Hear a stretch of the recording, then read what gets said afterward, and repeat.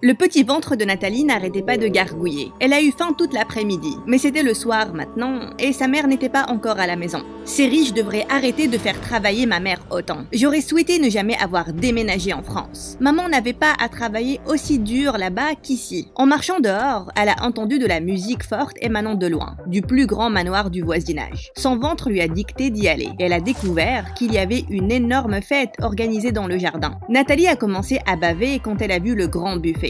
Elle a essayé d'entrer en douce, mais un groupe de femmes l'a bloquée. « Où penses-tu aller comme ça, gamine ?»« J'ai faim. Puis-je avoir un peu de viande, s'il vous plaît? Un verre de jus aussi. Regardez ses vêtements et ses mains sales. Dégoûtant.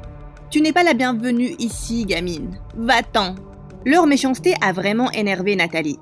Alors qu'elle se tournait pour partir, elle a remarqué un jeune garçon de son âge, caché dans les buissons et ayant l'air furieux. Il fixait une servante qui se faisait réprimander par la propriétaire du manoir, Madame Harrison. « Comment peux-tu servir ces fruits dans une stupide corbeille? Nous avons un superbe plateau pour ça. Une erreur de plus et tu seras renvoyé. » Monsieur Harrison essayait de calmer sa femme, alors que leur fille Harper, qui avait le même âge que Nathalie, empirait les choses. « Je n'ai plus envie de manger ces fruits, maman. Cette femme a gâché ma soirée. » Nathalie s'est sentie très mal pour la servante humiliée. Elle a rejoint le garçon dans les buissons. « Je déteste ces gens. Moi aussi. Ils sont en train de crier sur ma mère. Ils ne méritent pas toute cette bonne nourriture. Je dois leur apprendre une leçon. » « Attends, tu vas faire quelque chose de mal? Maman dit qu'il ne faut jamais faire de mauvaises choses. » Mais il l'a juste ignoré. Il a sorti un sac de fumier déposé à côté. Puis il a commencé à escalader un arbre qui surplombait le jardin. La branche s'est cassée et il est tombé, atterrissant directement sur la table de nourriture, tout en mettant du caca de vache partout. Tout le monde a crié et Madame Harrison semblait être prête à exploser. Elle a appelé la sécurité et Nathalie pensait qu'il fallait faire quelque chose pour sauver son nouvel ami. Elle a couru vers la première étable. Elle est montée sur un petit cheval et elle a couru vers le jardin, ruinant complètement la fête. Petit voyou! Nathalie a attrapé la main du garçon et ils ont disparu. Je n'arrive pas à croire que tu as fait ça. Tu es trop cool. Le ventre de Nathalie a soudainement gargouillé. Il a ri et il a sorti une pomme de sa poche. Pour toi. J'en veux 2 parce que je t'ai sauvé les fesses. Je t'en donnerai une bientôt, je te le promets. Comment tu t'appelles? Nathalie. Et toi? Caleb. Ravi de te rencontrer, Nathalie. On peut être amis? Ok. Et depuis, Caleb et Nathalie sont devenus meilleurs amis. En grandissant, ils ont partagé leur amour pour la nourriture et leur haine envers les personnes riches et méchantes, surtout les gens comme les Harrison. Caleb avait 11 ans quand sa mère a rencontré un gars, Monsieur Cross, le jardinier des Harrison. Sa mère a dit que depuis, Monsieur Cross a pris soin d'eux. « Salut Caleb, ta mère m'a dit que tu aimais les pommes et la lecture. » Peu de temps après, Monsieur Cross et la mère de Caleb se sont mariés. Il est devenu un héros aux yeux de Caleb. Il était tellement impressionné par son beau-père, combien il était intelligent et fort, et combien il était bon avec lui et sa mère. « Quand je grandirai, je veux devenir comme toi, papa. Je suis sûr que tu seras meilleur que moi, et mieux que tout homme fortuné ici, mon enfant. » Il aidait Caleb à comprendre ses devoirs de maths, lui donnait des astuces pour construire un pigeonnier. Il lui a aussi appris de très bonnes leçons de vie. « Mon père m'a dit quelque chose. Je veux le partager avec toi aussi parce que tu es ma meilleure amie. » « Vraiment? Dis-moi. » Il a dit « Des fois, on doit s'affirmer et se défendre. Peu importe ce qu'il faudra. » Oui, on se défend de la bonne manière. Maman a dit qu'il ne faut pas faire de mauvaises choses. Je sais, tu me l'as dit. Mais est-ce mal de nous défendre? Est-ce qu'on va juste laisser les gens nous faire de mauvaises choses et ne rien dire? Tu parles toujours de l'injustice du système dans cette ville envers les pauvres. Oui, c'est ce que je pense. Si quelqu'un te fait du mal, je lui ferai du mal aussi. Nathalie était surprise par la fermeté des propos de Caleb. Soudain, elle a perdu son équilibre et elle est tombée. Caleb a ri et l'a aidée à se relever. Là, je ne sais pas si je dois blesser la clôture ou le sol. Puis Caleb a frappé la clôture et le sol du pied. Nathalie trouvait ça rigolo. Elle aimait le fait que Caleb soit son protecteur et elle se sentait très chanceuse d'avoir un meilleur ami comme lui. Au fil des années, elle l'a aimé encore plus, mais elle avait trop peur pour se l'avouer, trop peur de ruiner leur amitié. Un jour au lycée, elle a décidé de lui cuisiner son plat préféré et de le surprendre au déjeuner. Mais son cœur a explosé de jalousie quand elle l'a vu rire avec des filles à la cantine. Elle partait quand Caleb l'a appelée et s'est avancé vers elle. « C'est pour moi ?» Avant qu'elle ne puisse répondre, les filles ont bondi et elles ont fixé Nathalie. « Pourquoi tu es amie avec cette débile Caleb ?» Même question. Les beaux gosses comme toi devraient traîner avec de belles filles, comme nous. Soudain, Caleb a mis son bras sur l'épaule de Nathalie. Ma petite amie n'est pas débile. Elle est la fille la plus intelligente, la plus cool et la plus belle fille que je connaisse. Donc, s'il vous plaît, arrêtez de dire ça d'elle. Petite amie? Les filles humiliées sont parties et Nathalie s'est tournée vers lui. Pourquoi tu leur as dit ces bêtises? Ces filles vont me détester pour toujours. Tu es énervée? Oui. Je suis énervée parce que tu as menti. On ne sort pas ensemble, on est juste amis. Bien. Je suis désolée. Mais si je voulais être plus que ça? Qu'est-ce que tu veux dire? Je peux te tenir la main? Non. Je t'aime, Nathalie. Je t'aime depuis qu'on est gamin. Tu m'aimes aussi? Le regard sincère de Caleb l'a fait fendre. Oui, je pense que je ressens la même chose. Caleb a commencé à se pencher plus près, et quand leurs lèvres se sont enfin touchées, elle était sur un nuage. Après ça, les meilleurs amis sont devenus des amoureux, et Nathalie était vraiment heureuse d'être la copine de Caleb. Mais avec le temps, les choses ont commencé à devenir compliquées. Sa mère est tombée gravement malade, et les revenus de son beau-père ne couvraient pas les frais de ses médicaments. Caleb a alors dû travailler encore plus à la ferme. Il n'avait presque plus de temps à passer avec Nathalie. Entre-temps, ce soir-là, chez les Harrison, la famille dînait comme d'habitude. Monsieur Harrison parlait du progrès de leur entreprise, pendant que Madame Harrison poussait son fils à sortir avec quelqu'un. Je ne comprends pas cette précipitation. Je suis trop jeune. J'aurai le temps plus tard. Tu as le temps maintenant. Non, maman. Je préfère me concentrer sur mes études. L'amour n'est rien qu'une distraction stupide. Travailler autant et ne pas s'amuser rend les gens vraiment mornes, mon chéri. Tu te souviens de Sheila? Je pense que c'est une jolie fille. Maman, je ne l'aime pas. Elle est bizarrement obsédée par moi. Duke, elle s'intéresse à toi. Ah, laisse-le maintenant. Ne le pousse pas autant. Il trouvera éventuellement quelqu'un. Mais Sheila ne sera peut-être pas là quand il décidera d'être prêt. Et je pense qu'elle sera vraiment bien pour lui. C'est une jeune femme intelligente. Ils sont parfaits, l'un pour l'autre. Ça ne m'intéresse pas du tout de perdre mon temps avec les filles. Oh, mon frère, et les garçons alors? Tu veux partager quelque chose? Ferme-la, Harper.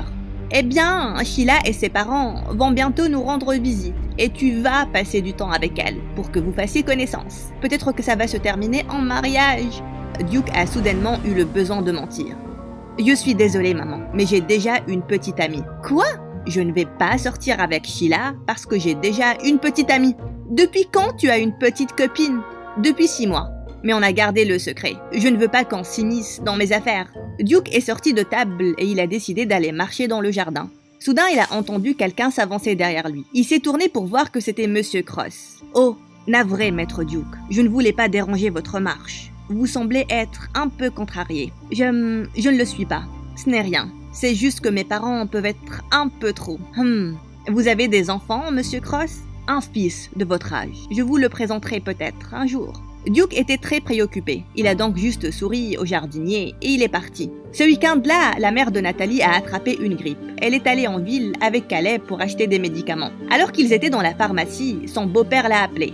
Je dois faire un arrêt chez l'ami de mon père pour récupérer un paquet. Attends-moi au centre-ville, je reviendrai. Nathalie a acheté les médicaments et elle s'est assise sur un banc au centre-ville. Ce qu'elle préférait dans cet endroit, c'était la vieille statue de cheval au centre. Ce sont des créatures tellement magnifiques. C'est là qu'elle a remarqué que son cache-œil rouge était par terre. Elle l'a ramassé et alors qu'elle le remettait en place, la statue a soudainement vacillé. Elle a essayé de la repositionner, mais elle s'est soudainement penchée sur le côté et elle s'est brisée en morceaux.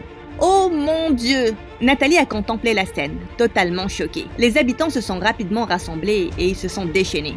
Comment peux-tu être si maladroite et ruiner la fierté de notre ville? Comme si ce n'était pas assez de vivre avec une étrangère qui parle mal de notre ville et son système. Et là, tu as gâché notre héritage culturel. Certains ont même commencé à pleurer et Nathalie était en panique. Elle a essayé de contacter Caleb, mais la batterie de son téléphone était morte. Je vous le jure, je n'ai rien fait. Elle était déjà instable. S'il vous plaît, pardonnez-moi.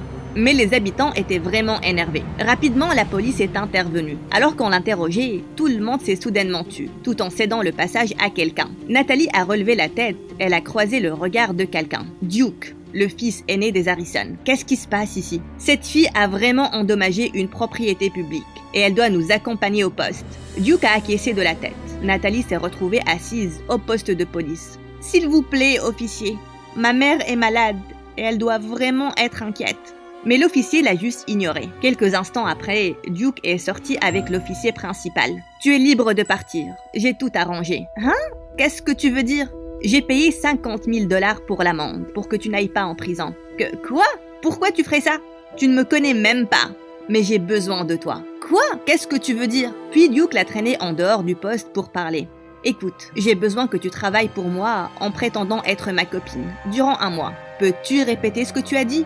Je ne suis pas sûre d'avoir bien entendu. Je pense que si. Tu n'as pas l'air d'avoir des problèmes auditifs. C'est comme ça que tu blagues, parce que c'est naze. Même des hyènes ne rigoleraient pas de ça. J'ai l'air d'un clown pour toi? Comment peux-tu m'offrir un boulot ridicule alors que tu ne sais même pas si j'ai un copain ou pas? Je n'en ai rien à faire que tu sois célibataire ou pas. Je ne suis pas intéressée. J'ai juste besoin que tu fasses semblant d'être ma copine et de convaincre tout le monde qu'on est amoureux. Surtout ma famille. Mais pourquoi tu aurais besoin d'une fausse copine de toute façon? Tu peux en avoir une vraie. Choisis n'importe quelle fille. Vous, les riches, vous avez l'habitude d'avoir tout ce que vous voulez. Je t'ai demandé d'être ma fausse copine, pas de me faire un entretien. En privé, on sera pratiquement des étrangers qui ont des vies séparées. Je peux préparer un contrat demain. Qui te dit que je vais accepter ton offre? Je ne veux pas de ce boulot bizarre. Je trouverai une autre manière de te rembourser. Il n'y a aucune autre manière. Accepte mon offre ou redonne-moi immédiatement mon argent. Ce sera exactement la même somme que j'ai dépensée. Nathalie voulait lui crier dessus pour lui avoir fait du chantage, mais elle savait qu'elle ne pouvait pas le rembourser. Laisse-moi y penser. Je n'ai pas beaucoup de temps. Je te donne 1 jour. Voyons-nous dans ce café demain. Même heure. Avant que Nathalie ne puisse dire quelque chose, il s'est tourné et il est parti. Quand elle est rentrée, elle a trouvé les messages de Caleb, disant qu'il allait passer la nuit chez l'ami de son beau-père. Nathalie avait vraiment besoin de lui parler, mais elle redoutait aussi sa réaction. Elle ne voulait pas non plus en parler à sa mère pour ne pas la stresser. Donc plus tard la même nuit, elle est allée à son endroit préféré de la ferme pour y penser, toute seule. Soudain, Caleb est apparu à côté d'elle. « Hé, qu'est-ce que tu fais ici? Attends, Nat, tu pleures? Dis-moi ce qu'il y a. » Elle n'avait d'autre choix que de tout lui raconter. « Tu es sérieuse? Tu n'aurais pas dû le laisser t'aider. Il s'en est occupé tout seul et je ne pourrai jamais rembourser ces 50 000 $. Mais parmi toutes les filles, pourquoi il te veut toi? Je pensais qu'Harper était maléfique. Je ne m'attendais pas à ce que son frère soit pire. S'il ne m'avait pas aidé, j'aurais misérablement croupi dans une prison froide là. Mais il t'a visiblement aidé pour te forcer à faire ce stupide boulot. Qu'est-ce que je vais faire? Il ne m'a laissé aucun autre choix. Voir ma petite amie sortir avec un autre gars, c'est une torture, que ce soit faux ou pas. Caleb s'est levé et il a furieusement frappé quelques pierres. Je ne vais pas le faire. Je trouverai une autre solution alors. Alors que les larmes de Nathalie coulaient, Caleb a soupiré et s'est assis. Ok, je suis désolé. Ne pleure pas s'il te plaît. Parlons-en. Tu feras semblant et ça ne durera qu'1 mois, n'est-ce pas? Tu es sûr qu'il te paiera beaucoup pour ça? Oui, je ne serai qu'une fausse copine. Je ne tomberai jamais amoureuse de cet idiot. Jamais. J'accepte. À une seule condition. Qui est